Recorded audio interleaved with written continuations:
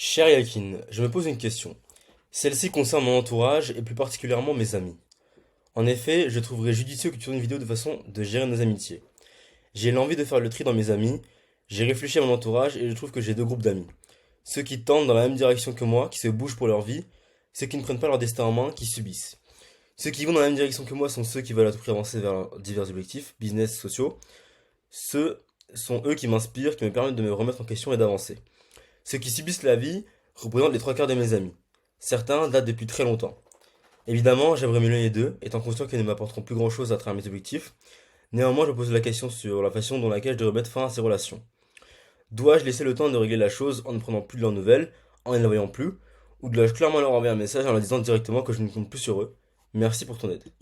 Bah écoute déjà, Valentin, merci à ton message, merci pour toi mec, c'est vraiment un message magnifique, parce que c'est une situation que je suis en train de vivre, que j'ai vécu, et que bah, toi derrière ton écran, peut-être que tu me regardes dans cette vidéo, tu vas vivre également. C'est-à-dire que tu vas commencer à te développer personnellement, tu vas tomber dans le dev perso, tu vas commencer à vouloir lancer un business, à faire plus de sport, tu vas commencer en fait à vouloir changer d'identité. Et ce qui se passe avec un changement d'identité, c'est que tu ne peux pas, on va dire, changer d'identité en restant au même endroit. Par exemple, si tu veux devenir un athlète de haut niveau, tu ne pourras pas le faire dans ta petite ville de campagne. Il va falloir que tu déménages, que tu ailles dans un campus universitaire, que tu ailles, je sais pas, dans une grande équipe, dans une grande ville, tu t'entraînes dans les meilleures infrastructures possibles, et que du coup, tu passes de juste sportif lambda à athlète de haut niveau, athlète professionnel. C'est la même chose pour toi, Valentin.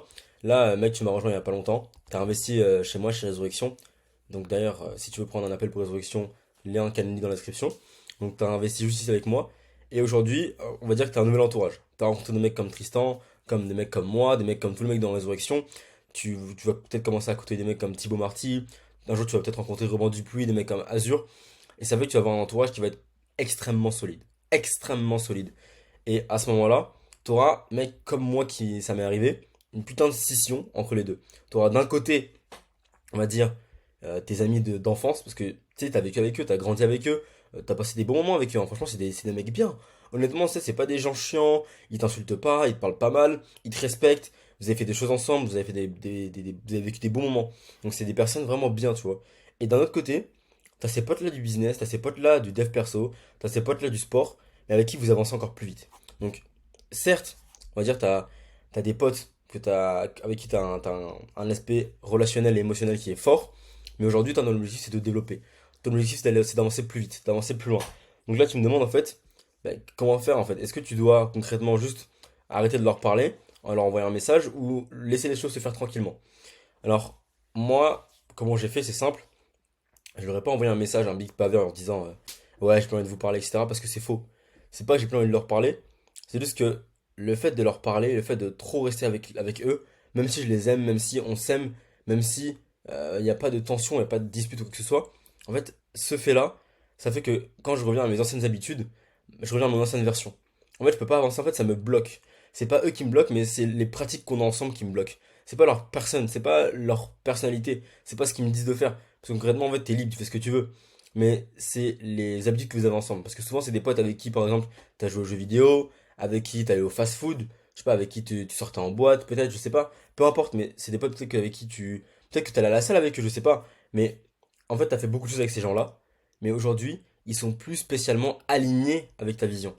Et là, on parle pas en termes de valeur financière, on parle pas en termes de ouais, un mec musclé ou pas. Parce que, mec, j'ai plein de potes qui sont pas ultra musclés.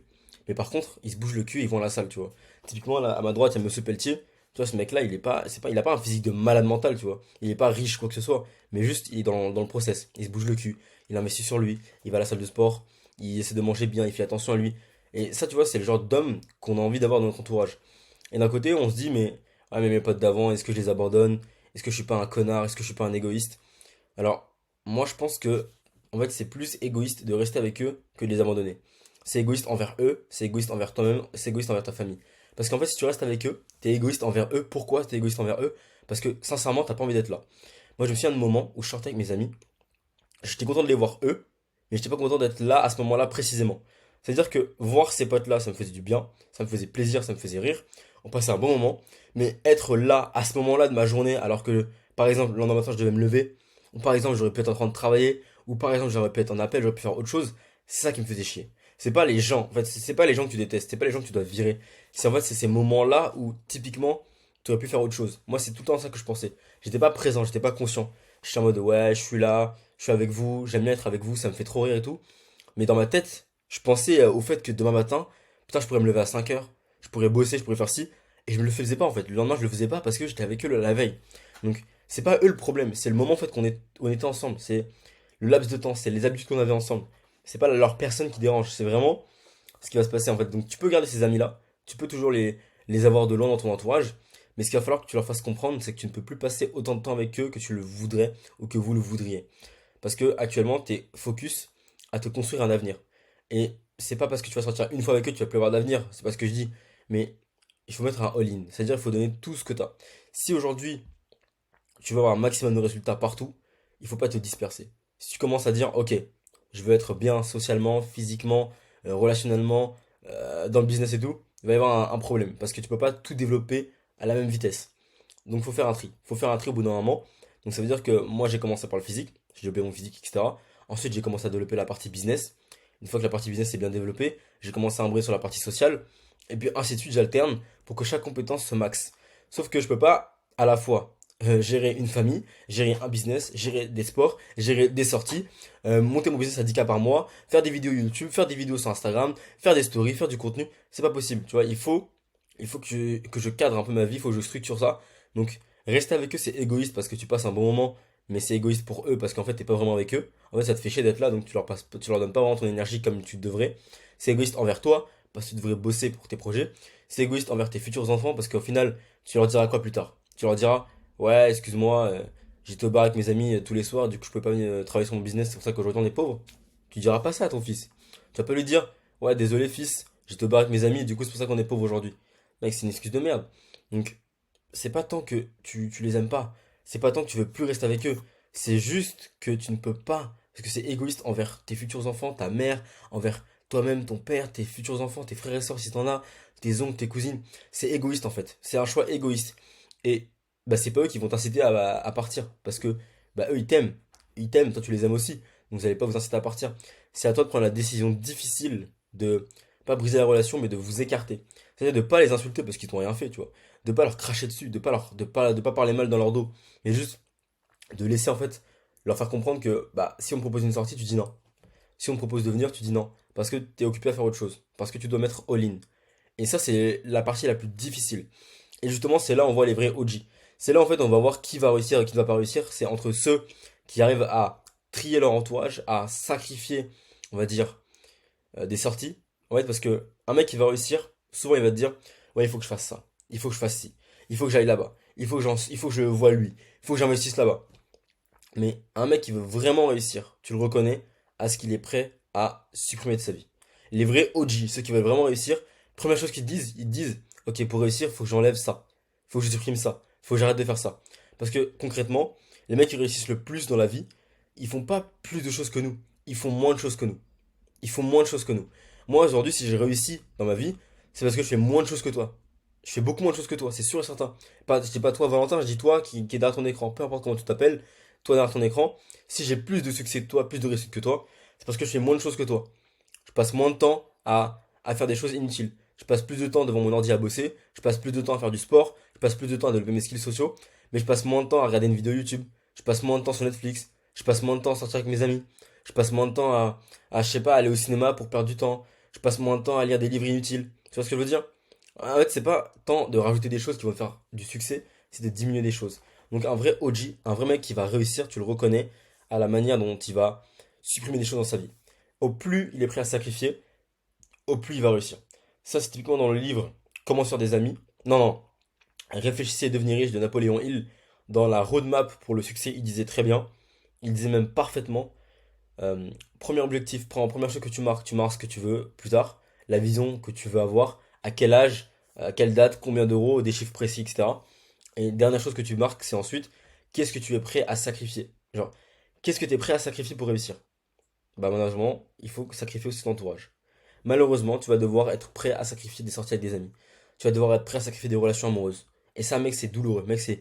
Là, je parle avec le cœur. C'est douloureux. Mais un vrai OG, c'est ça. Si tu veux vraiment réussir, c'est pas business, c'est pas bisounours. Le business, c'est pas les business. Souvent on dit, ouais, c'est cool, tu travailles depuis chez toi, tu travailles 1 heure par jour, t'es libre financièrement, t'es libre géographiquement. Oui, c'est vrai. Mais déjà, tu travailles pas qu'une heure par jour, mais c'est vrai, t'es libre par contre financièrement, t'es libre géographiquement, ça je confirme, j'atteste, c'est vrai. Mais par contre, mec, c'est cruel. Genre, c'est pas un truc de business.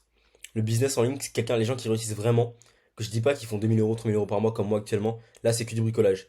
Les mecs qui ont beaucoup plus d'argent, genre, plus de 10 000, plus de 100 000, plus de 200 000, 1 million par mois, ces mecs-là, ils ont dû sacrifier un nombre de choses dans leur vie, t'as même pas idée. T'as même pas idée.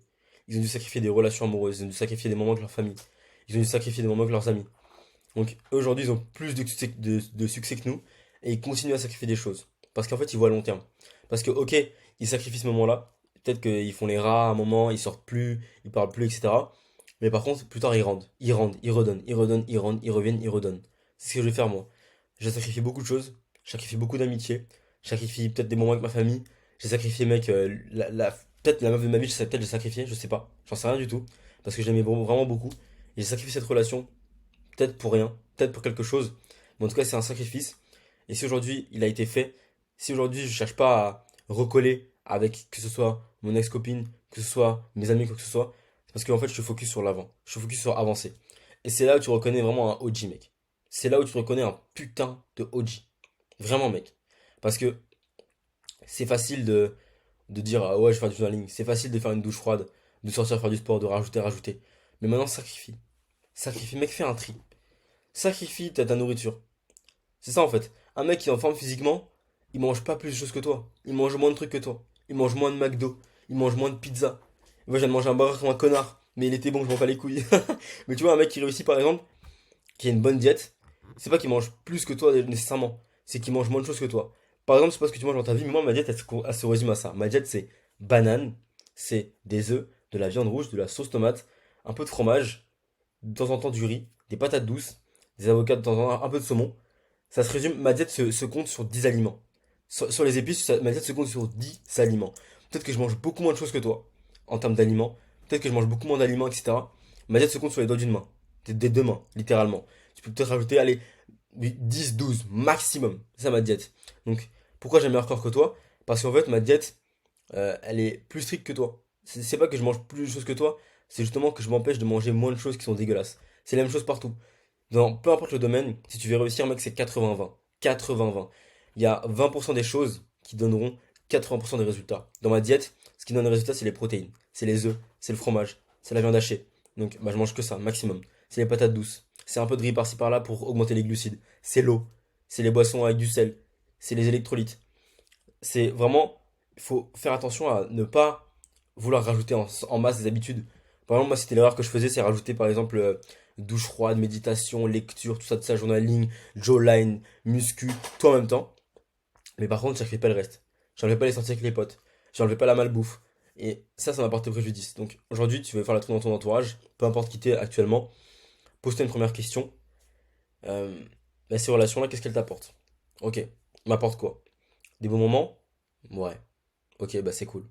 M'apporte quoi d'autre? De l'argent, des connaissances?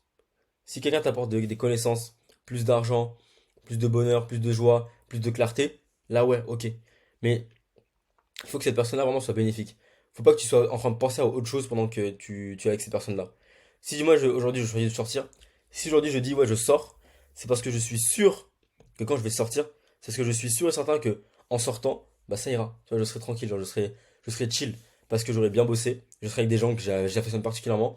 Par exemple là dans 10 minutes mec, je sors avec Mathieu, avec Jacob, avec Paco, avec Joris, on va faire une putain de session abordage et tu vois, ben ça c'est des potes, c'est des mecs que je me dis bon, ça me fait pas chier.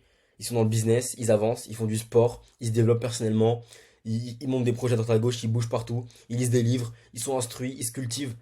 Et ça, tu vois, ben, c'est le genre de potes que je suis obligé d'avoir actuellement si je veux avancer. C'est même pas malheureusement, c'est que ça me fait plaisir, parce que je les aime vraiment. Mais les potes d'avant, c'est pas que tu les aimes plus, c'est juste que t'es plus en concordance avec ce que tu veux faire. C'est un peu une dissonance. Donc, respecte-les, donne-leur le respect qu'ils méritent, parce que c'est grâce à eux que t'es là aujourd'hui, c'est grâce à eux qui t'ont construit. T'as fait beaucoup de choses grâce à eux, donc ne leur crache pas dessus, ne leur en veux pas. Mais par contre, mais par contre, il faut que tu fasses le tri. Il faut que tu sois prêt à sacrifier.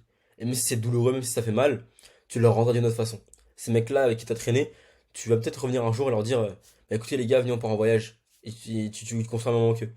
Tu dis, vas-y, on part en voyage et tu payes le voyage ou tu retournes les voir et tout et je sais pas, tu leur ramènes un cadeau, tu les fais sortir dehors manger, etc. Il y a toujours un moyen de se rattraper, tu vois. Mais actuellement, tu es focus dans ton développement, donc je comprends que bah, ces amis-là, malheureusement, tu peux plus être autant avec eux. Et c'est douloureux. Mec, c'est pas facile. J'ai jamais dit que c'était simple et je le dirai jamais. Le dev perso, le business en ligne, c'est pas un truc de bisounours. Il y a des mecs qui vont passer ça pour un truc simple en mode c'est easy peasy, tranquille dans tous les cas. On travaille 1 heure par jour, on est libre financièrement. Ouais, ouais. Mais mec, à côté de ça, tu te lèves tôt le matin. À 5h45, t'as une migraine, mais t'as un coaching après à 6h. À côté de ça, mec, tu dois bosser toute la journée. À côté de ça, il fait beau dehors, mais tu sors pas parce que tu bosses. À côté de ça, t'as des imprévus, t'as des factures, t'as des remboursements, t'as des trucs de fou à faire. Et à côté de ça, ta famille elle est loin de toi. Tes parents ils sont loin de toi. Tes amis sont loin de toi. T'es seul dans ton appartement, tu bosses, t'es en monk mode et tout. Parfois tu sors par-ci par-là, tu vois une meuf ou deux, c'est cool. Mais la vérité c'est que c'est dur. La vérité c'est que ce truc-là il est dur. Et en plus de ça, si t'aimes pas ce que tu fais, c'est encore pire. Parce que moi, dis-toi que j'aime ce que je fais. Et pourtant c'est dur. Je trouve ça galère. J'aime te poster cette vidéo. Tu vois, genre là, ça fait 16 minutes qu'on est ensemble. Ces 16 minutes, mec, c'était un régal. J'adorais faire ça. J'adore être sur school, répondre à des messages. J'adore envoyer des mails. J'adore faire des reels. J'adore faire des stories. Donner de la valeur, faire des week-ends turbo, etc. Ça, je kiffe. Même quand je kiffe, c'est difficile. Alors, si en plus je me rajoute de la difficulté en sortant à droite à gauche, ça va être impossible. Donc, frérot, c'est ça en fait mon conseil. C'est pas de leur envoyer un big pavé, de leur dire clairement non, je vous parle plus, etc. C'est de laisser faire les choses et de leur faire comprendre. Et quand on te pose une question, dis-leur juste non, gentiment, poliment, sans insulte, sans bavure. Et s'ils t'insultent, s'ils te parlent mal, etc., réponds pas. Ça sert à rien, genre. Dans tous les cas, vous pouvez pas vous battre pour ça, genre ça sert à rien, c'est de la perte d'énergie, c'est des gens que t'aimes, on va pas te créer des conflits pour rien du tout. Si te manque de respect, là oui, il faut répondre, mais si, genre, c'est juste, ils disent putain, tu sors jamais, t'es chiant, etc., ne dis pas, mais dans tous les cas, vous êtes des merdes, vous construisez. Non, ça sert à rien. Ça sert à rien, mec, on s'en fout. Chacun fait ce qu'il veut de sa vie. Toi, t'as décidé de te développer. T'es là dans cette vidéo aujourd'hui, c'est que tu kiffes ce que tu fais, t'as envie d'aller plus loin. Donc continue comme ça. Pas de pavé, juste tu leur fais comprendre quand ils te posent la question pour sortir, tu leur dis gentiment non, je suis occupé, ou non, je dois faire autre chose, ou non, là je suis occupé, j'ai autre chose à faire, je dois sortir aller à la salle de sport, non, je dois faire une vidéo, etc. Peu importe, tu leur dis c'est quoi ce que tu dois faire, sois honnête avec eux. Et c'est juste, t'as pas envie d'aller les voir parce que c'est chiant, dis-leur aussi, non, j'ai pas envie de sortir, je fais autre chose. Je préfère rester avec ma famille, je préfère sortir avec d'autres personnes, ou je préfère aller tout seul dehors, je préfère faire une séance de sport tout seul. Peu importe. Et sois honnête, mec, sois honnête, ça va bien se passer. Donc ça, c'était comment moi je fais le tri dans mon entourage. Et en fait, le tri, en vrai, il va se faire tout seul. Parce qu'au bout d'un moment, on serait plus du tout dans la même chose. Ça va se faire tout seul. Tu vas tellement te développer, tu vas tellement avancer vite, aller loin, que le tri va se faire tout seul. Moi, ça se fait tout seul au fur et à mesure. J'ai rencontré des gens à Sciences Po. Je pensais que ça allait être mes amis pour toute la vie. Au final, le tri se fait aussi. Tu vois, je leur manque pas de respect, je leur parle pas mal, mais c'est juste, bah, on n'est plus dans le même truc. Donc, on s'écarte naturellement. Tu vois, y a pas de haine, il a pas de tension, mais on s'écarte naturellement. Moi, j'ai de la haine pour personne, j'ai de l'attention pour personne. Je m'en bats les couilles. Moi, j'ai pas que ça à faire d'avoir de la haine, de développer un sentiment de haine dans mon cœur. J'ai de l'énergie à mettre autre part, dans cette vidéo par exemple. De l'énergie à te mettre pour te faire une vidéo de qualité. Ça, c'est là où j'utilise mon énergie. Donc, il y a des gens que tu vas les rencontrer. Vous allez peut-être durer ensemble toute la vie. Peut-être ça va durer 2 mois, peut-être 5 ans, peut-être 6 mois, peut-être 2 ans, peut-être 7 ans. On s'en n'en sait rien. D'autres gens, ils vont partir, ils vont rester. Peut-être qu'il y a des gens qui vont peut-être faire ton mariage. Peut-être qu'il y a des gens que tu as rencontrés il y a peut-être 5 ans. Tu les connais plus actuellement parce que vous voyez plus. Peut-être que vous allez vous revoir dans 2 ans. Ils vont être à ton mariage. Alors t'en sais rien du tout. T'en sais rien du tout. Mais pour l'instant, focus-toi sur toi. Sois un peu égoïste. Sois égoïste et pas égoïste en même temps. Sois égoïste pour te focus sur toi. En même temps, ne sois pas égoïste en leur faisant passer des temps de médiocrité et ne pense pas aux Valentin du futur, ou même au mec de toi du futur en fait de cette vidéo. Donc faut pour de toi. D'ailleurs, si jamais tu veux qu'on passe un appel toi et moi de 1 heure ensemble, juste 1 heure ensemble, on discute d'un problème, même peut-être 30 minutes aussi, on discute d'un problème, peu importe ce que c'est, on le règle ensemble. J'ai déjà fait des centaines d'appels dans toute ma vie, je sais exactement ce qu'il te faudra. Tu réserves le lien Calendly dans la description, mec, on passe un appel ensemble, ça dure 1 heure. Mec, c'est gratuit. Je suis pas là pour te vendre un truc nécessairement. D'abord, on est là en premier pour régler une problématique. Si jamais, mec, ça te plaît pas, juste résurrection, tu ne prends pas. Je te propose peut-être même pas l'offre si je vois que t'es pas intéressé, etc. Mais première chose, c'est qu'on règle une problématique. Et crois-moi qu'après ça, t'auras en fait les clés pour avancer dans ton problème. Ça coûte rien du tout de passer une heure avec moi. Je vais pas te manger. Mec, je suis sympa, je suis chill. Tu verras, on rigolera bien ensemble, on fera des pompes et tout, ça va être marrant. Viens me voir en appel. Prends un appel dans le lien Calendly dans la description. Mec, c'est au calme, c'est tranquille. Prends soin de toi, chef. Gros bisous. Merci Valentin pour ta question et on se retrouve pour la prochaine vidéo.